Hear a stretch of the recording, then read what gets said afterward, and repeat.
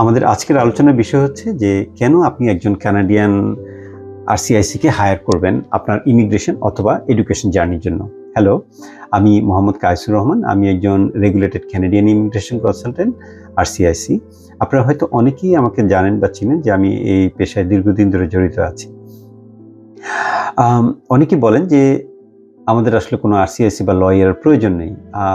ব্যাপারটা আসলে তা না। কয়েকদিন আগে আইআরসিসি একটা টুইট করেছিল এবং সেই টুইটে বলেছে যে only authorised representative can charge you a fee. তার মানে এই দাঁড়ালো যে অন্যান্য যারা নন কনসালটেন্ট আছেন বা নন লাইসেন্স পার্সন আছেন, তারা যদি আপনার ইমিগ্রেশন জার্নিতে অথবা স্টাডি পারমিটের জার্নিতে কোনো চার্জ করেন, তাহলে কিন্তু সেটা বৈধ না। এবং সেই সাথে কিন্তু তারা আরেকটা জিনিস খুব জোর দিয়ে বলেছে, সেই ব্যাপারটা হলো যে যদি আইআরসিসি ক্যান ডিটেক্ট যে আপনি কোনো ফি দিয়েছেন, তাহলে সেই ক্ষেত্রে কোনো নন লাইসেন্স পার্সনকে অবশ্যই, সেক্ষেত্রে কিন্তু আপনার অ্যাপ্লিকেশনটা হয় বাতিল হয়ে যেতে পারে অথবা রিটার্ন করে দিবে। সুতরাং that's a very risky game from now on. আপনার এটাকে অবশ্যই মাথায় রেখে কাজে আগাতে হবে। হয় আপনি নিজে করেন অথবা কোনো লাইসেন্স পার্সনের কাছে অবশ্যই আসবেন। এছাড়াও আপনি কিন্তু আমাদের কাছ থেকে সবসময় একটা বোনাফাইড ইনফরমেশন পাচ্ছেন। আমরা কিন্তু এই ব্যাপারটায় নলেজেবল এবং এই ব্যাপারটা আমরা এক্সপার্টিজ আছে আমাদের অনেকেরই। শুধুমাত্র যারা নতুন কনসালটেন্ট আছেন তারা হয়তো দুই একটা জায়গায় এক্সপার্টিজ রাখেন, বাট যারা অনেকদিন ধরে কাজ করছেন এই লাইনে, তারা কিন্তু অনেকটাই নলেজেবল অনেকগুলি ব্যাপারেই। আমরা হয়তো সবাই সব কিছু জানি না, কিন্তু অনেকগুলি ব্যাপারে ইনফরমেশন আমরা রাখি এবং ভালো নলেজ রাখি। সেই কারণেই আপনারা কিন্তু আমাদের কাছে আসছেন বা আসেন। আপনারা দ্বিতীয় যে কারণটা যেই জন্য আসবেন, আপনাদের কিন্তু টাইমটা সেভ হচ্ছে এবং মানি সেভ হচ্ছে। কিভাবে? যে আপনি যদি কোনো নন লাইসেন্স কনসালটেন্টের কাছে যান, তাহলে ওরা কি করছে? আপনাকে কিন্তু বিভিন্নভাবে প্রলোভন দেখিয়ে আপনার ফাইলটা নিচ্ছে এবং যখনই কোনো বিপদ আসে, যখনই কোনো সমস্যা হয়, তারা কিন্তু আর কোনো রিপেয়ার করতে পারছে না। অর্থাৎ আপনাকে কিন্তু আর কোনো কাস্টমার সার্ভিস দিতে পারছে না। কিন্তু অ্যাজ এন এক্সপার্ট অথবা অ্যাজ এ লাইসেন্স পার্সন আমরা কিন্তু সেই ব্যাপারটা পুরোপুরি হ্যান্ডেল করতে পারছি। যদি কোনো রকমের সমস্যা হয় ইন বিটুইন, ফর এক্সাম্পল কোনো কারণে আটকে গেল বা কোনো সমস্যা হলো আপনার ফাইলে, আমরা কিন্তু যোগাযোগ করতে পারছি আইআরসিসির সাথে। এছাড়াও আপনি কিন্তু পার্সোনালাইজ গাইড এবং সার্ভিস পাচ্ছেন আমাদের কাছ থেকে।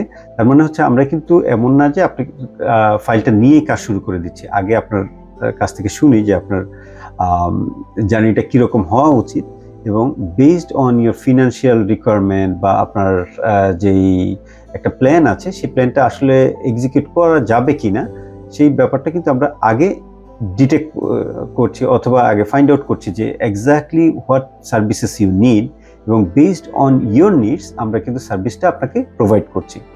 এখানে একটা জিনিস বলে রাখা ভালো যে আমরা we are professionally trained to do this, to provide this service. এবং আপনার অনেকেই দেখেন যে যারা নন লাইসেন্স আছেন তারা অনেকদিন ধরে কাজ করছেন এবং সুনামের সাথে কাজ করছেন, আমি সেটা অবশ্যই স্বীকার করব। কিন্তু সেই সাথে একটা জিনিস আপনাদেরকে মাথায় রাখতে হবে, তাহলে আমরা কেন লাইসেন্স নিলাম? আমরাও তো কাজ করছি। তাহলে আমাদের সাথে ওনাদের ডিফারেন্স যেটা, সেটা হচ্ছে যে আমরা কিন্তু লিগ্যাল ফ্রেমওয়ার্কে থেকে কাজ করছি, ওনারা কিন্তু লিগ্যাল ফ্রেমওয়ার্কে নাই। সো এই ব্যাপারটা আপনাদেরকে অবশ্যই মাথায় রাখতে হবে। এছাড়াও আপনি কিন্তু সাপোর্ট এবং রিপ্রেজেন্টেশন দুইটাই পাচ্ছেন আমাদের কাছ থেকে। ফর এক্সাম্পল, আপনি জানেন অনেকেই যে ইউজ অফ এ রিপ্রেজেন্টেটিভের একটা আলাদা ফর্ম আছে এবং সেই ফর্মটা কিন্তু যারা শুধু লাইসেন্স তারাই ইউজ করতে পারছেন, যারা নন লাইসেন্স তারা ইউজ করতে পারছেন না। এছাড়াও আপনার piece of mind for sure, যে আপনার কোনো কারণে আপনি যখন আমাদের কাছে আসছেন এবং কোনো রকমের অসুবিধা হলে সেটা আমরা কিন্তু টেক কেয়ার করতে পারছি। অ্যাট দ্য সেম টাইম আপনি কিন্তু রিল্যাক্স থাকতে পারছেন এই জন্য যে আমাদের এক্সপার্টিসটা আমরা ইউজ করছি যাতে করে আপনি আপনার অন্যান্য কাজগুলি করতে পারেন এবং সঠিক কাস্টমার সার্ভিস আপনারা পেতে পারেন। এছাড়াও কিন্তু আপডেটেড ইনফরমেশন আমরা সবসময় পাই, কারণ গভর্নমেন্ট আমাদেরকে সেই ব্যাপারটা সবসময় ইনফর্ম করে যে যদি কোনো চেঞ্জেস আসে।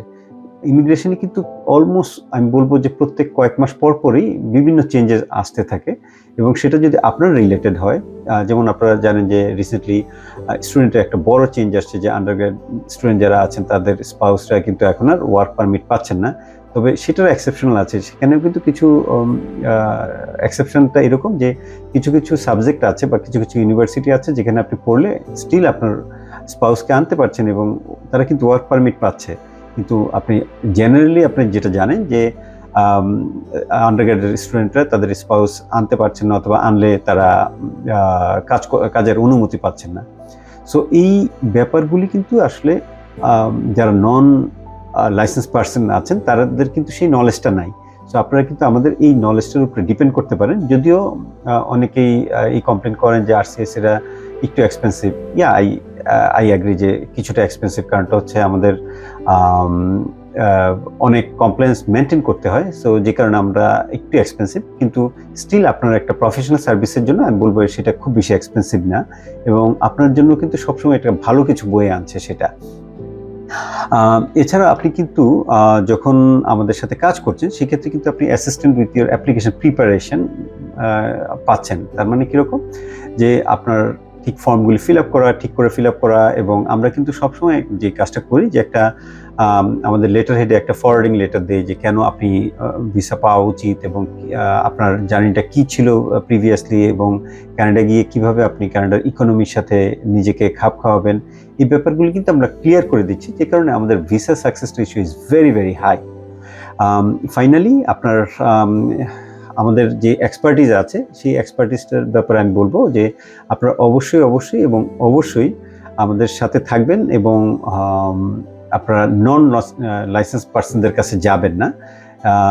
কারণগুলি আমি এতক্ষণ ব্যাখ্যা করলাম। আর একটা ব্যাপার যে আপনি যদি দেখেন যে আরসিআইসি মানেই কিন্তু সবাই লাইসেন্সড, কিন্তু সবাই কিন্তু গুড স্ট্যান্ডিংয়ে নাই। সেক্ষেত্রে আপনারা যেটা করবেন যে আপনারা লাইসেন্সটা নাম্বারটা চেয়ে নেবেন আরসিআইসির কাছ থেকে, এবং দেখবেন যে তার লাইসেন্সটা অ্যাক্টিভ আছে কিনা। তো এই ছিল মোটামুটি আজকের আলোচনা। আপনার যদি আরও বিস্তারিত ইনফরমেশনের প্রয়োজন হয় আমাদেরকে ইমেল করতে পারেন। আমাদের ইমেল হচ্ছে স্ক্রিনে দেওয়া হচ্ছে যে lavi@laviimmigration@gmail.com। আর আমাদের ফেসবুকের সাথে আপনারা ফেসবুক ফলো করতে পারেন। তাছাড়াও আমাদের ওয়েবসাইটে ভিজিট করতে পারেন www.laviimmigration.com। তো সবাই ভালো থাকেন, সুস্থ থাকেন। এর পরবর্তীতে আবার অন্য কোনো ভিডিও নিয়ে আসছি। আজকের মতো এখানে বিদায়।